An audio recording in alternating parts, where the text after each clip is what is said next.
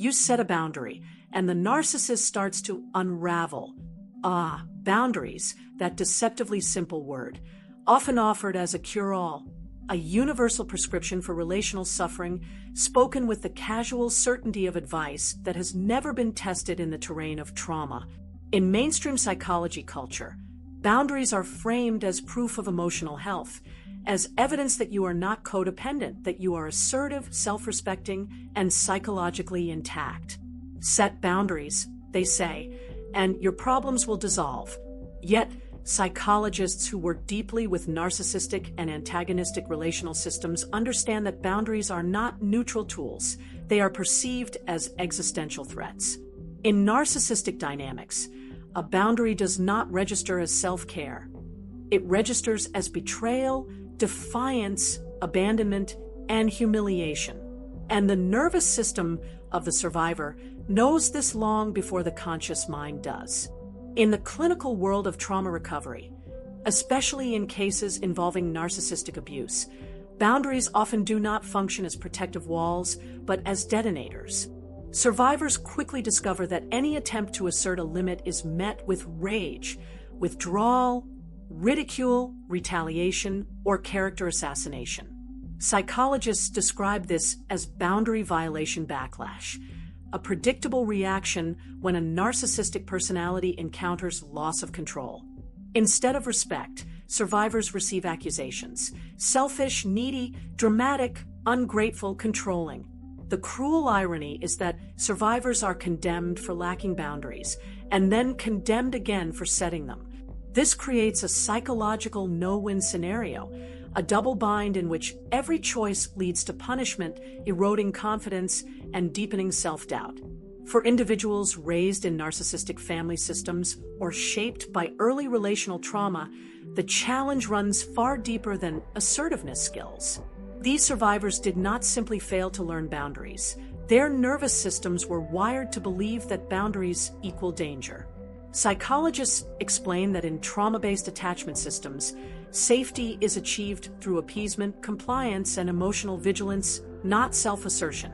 To even consider setting a boundary can trigger intense fear. Fear of abandonment, rejection, retaliation, emotional annihilation. The body responds as if survival itself is at stake. Heart rates spike, breathing constricts, muscles tense, not because the boundary is unreasonable, but because the nervous system associates autonomy with catastrophic loss. This is the legacy of relational trauma, where the self becomes blurred with the needs of others, and identity is shaped around emotional service.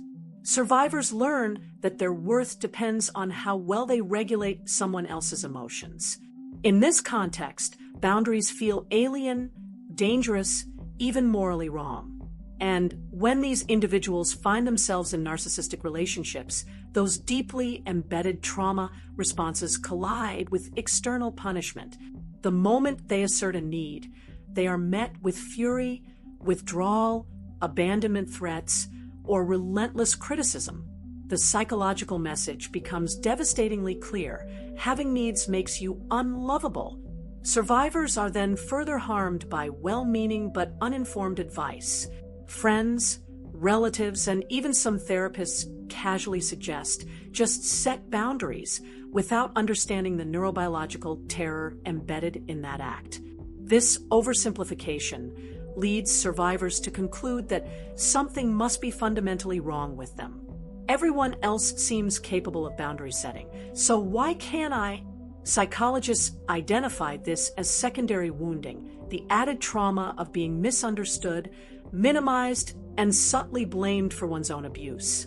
Instead of receiving compassion, survivors receive prescriptions. Instead of validation, they receive judgment. Complicating matters further, the very people who enable the narcissist often become the loudest advocates for boundaries until those boundaries disrupt the system. Enablers may encourage survivors to stand up for themselves, yet the moment those limits inconvenience the family narrative or force accountability, the survivor becomes the problem. This dynamic reflects what psychologists call systemic preservation, where families unconsciously protect dysfunction by sacrificing the truth teller. When survivors stop absorbing emotional abuse, the emotional burden shifts onto others. Suddenly, their boundary becomes punishment, rigidity, or cruelty. The message becomes, protect yourself, but not if it makes us uncomfortable. This creates a devastating psychological trap, a classic double bind. If you set boundaries, you are labeled difficult. If you don't, you are labeled weak. No matter what you choose, your integrity is questioned. Over time, this erodes self-trust, leading survivors to doubt their perceptions, instincts, and emotional reality. Psychologists recognize this as a central mechanism of coercive control, where no option leads to safety, reinforcing helplessness and emotional paralysis. Imagine facing this dynamic at every family gathering, enduring subtle insults, emotional invalidation, guilt-tripping, and covert humiliation. For years, you attempt reason, empathy, compromise, patience, silence. Nothing changes. Eventually, clarity arrives. You see the pattern. You understand that no amount of effort will transform it. So you disengage. You pull back. You create distance. And in that moment, the system shifts. The same voices that once urged boundaries now condemn you for setting them. You are called punitive, cold, unforgiving, dramatic. Psychologists describe this as retaliatory moral reframing, where self-protection is recast as cruelty to preserve the status quo. In narcissistic systems, every boundary creates ripple effects. When survivors stop regulating the narcissist's moods, the emotional burden shifts outward. Other family members must now confront the tantrums, rage, sulking, and volatility that survivors once absorbed. This creates resentment toward the survivor, who is now seen as destabilizing the system rather than healing it. The survivor becomes the scapegoat, not because they caused the dysfunction, but because they refuse to carry it any longer. This is why boundary setting in narcissistic environments feels like playing psychological whack-a-mole. Each protective move triggers a new wave of resistance, criticism, or emotional backlash. Yet, psychologists emphasize that this reaction is not proof that boundaries are wrong. It is proof that the system depends on their absence. The stronger the backlash, the more necessary the boundary truly is. Healing in these environments does not begin with perfect boundaries. It begins with internal boundaries, the quiet decision to believe your reality, honor your emotions, and trust your nervous system. Survivors may not always be able to enforce external limits safely, but they can begin withdrawing emotional labor, releasing self-blame, and reclaiming internal authority. This shift alone begins restoring dignity, autonomy, and psychological resilience. Boundaries in narcissistic systems are not about controlling others. They are about preserving the self. They are not walls of defiance. They are acts of survival. And every small act of self-protection, every moment of clarity, every refusal to absorb blame, is a profound step toward healing. And so, when your boundary finally takes form, when you step back, disengage, stop absorbing the chaos, your boundary does something far more radical than protect you. It redistributes emotional labor. Suddenly, the narcissistic person becomes someone else's problem. And psychologically, this is where the system begins to protest. Therapists understand that in dysfunctional relational ecosystems, one person often becomes the emotional shock absorber, the designated regulator, the one who keeps everything from falling apart. When you step out of that role, the emotional pressure does not disappear, it merely shifts. And those who now feel that pressure may respond not with gratitude, but with resentment. When people casually tell survivors to set boundaries with a narcissist, what they often mean is something far more insidious. Manage this person better, so the rest of us don't have to deal with them. Psychologically, this becomes a form of subtle victim blaming. Instead of addressing the source of the dysfunction, responsibility is quietly transferred onto the survivor. If you just set the right boundary, speak the right words, Phrase things delicately enough, maybe the narcissist will behave. But trauma-informed clinicians know that this is a dangerous illusion. It places the burden of emotional regulation squarely back on the victim, reinforcing the very dynamic that caused the harm in the first place.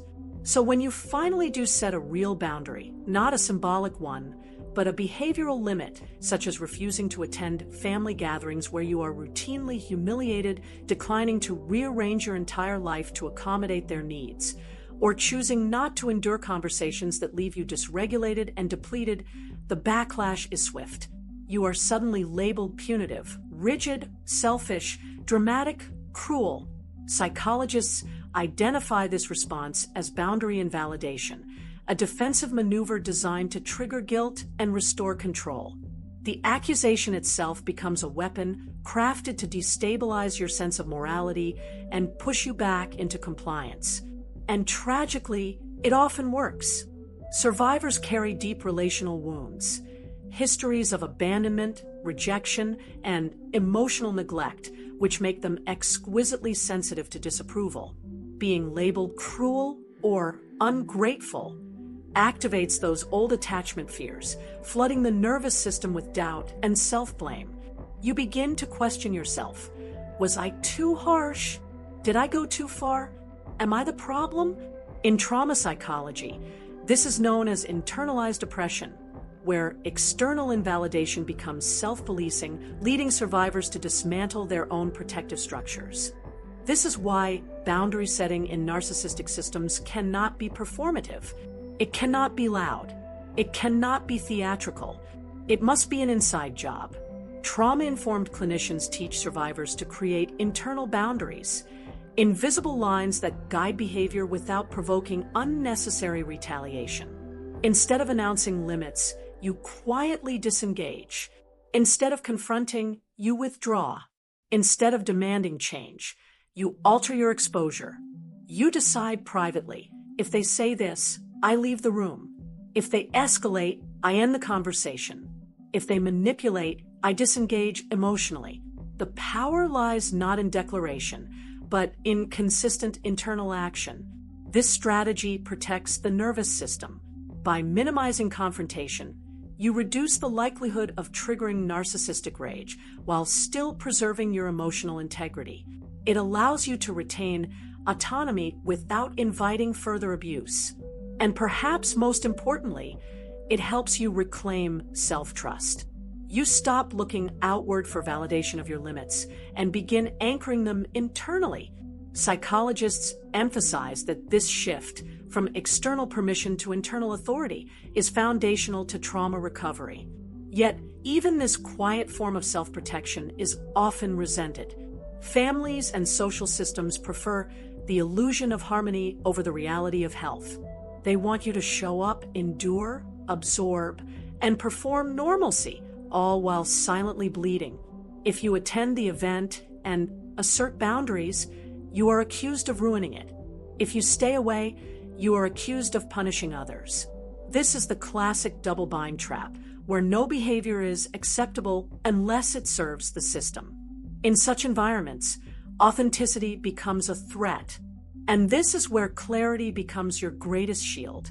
Because once you see the pattern, the predictability of their unpredictability, you stop reacting emotionally and start responding strategically. Psychologists refer to this as radical acceptance, not approval, but deep recognition of what is. You stop hoping they will change. You stop expecting fairness. You stop waiting for accountability. Instead, you engage with eyes wide open, grounded in reality, not fantasy. In this clarity, you begin to notice the rhythm. When you disengage, they play the victim. When you assert distance, they become charming. When you grow stronger, they grow softer temporarily. This is not growth. It is manipulation. It is emotional bait designed to restore access. Trauma-informed clinicians teach survivors to interpret these shifts not as hope, but as data, not as healing, but as strategy. And when people shame your boundaries, dismiss your pain, or accuse you of cruelty, remember, Their discomfort is not evidence of your wrongdoing.